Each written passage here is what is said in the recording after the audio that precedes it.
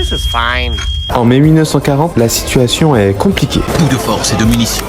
La France livre un ultime baroud d'honneur. Les Allemands payent chaque mètre de terrain conquis.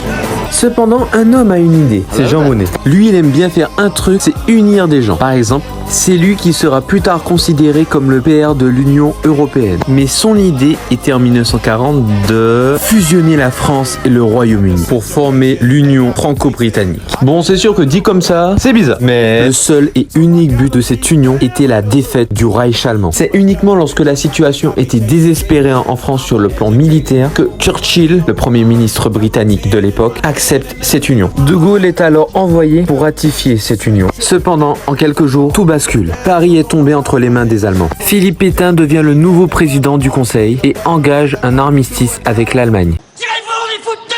Du point de vue du gouvernement français de cette époque, ils avaient soit le choix de se soumettre à l'Allemagne, soit le choix de se soumettre aux Anglais. Ils ont finalement choisi de se soumettre à l'Allemagne. Face à cet échec, les Anglais lancent l'opération Catapulte et De Gaulle prononce son fameux discours pour l'appel à la résistance des Français.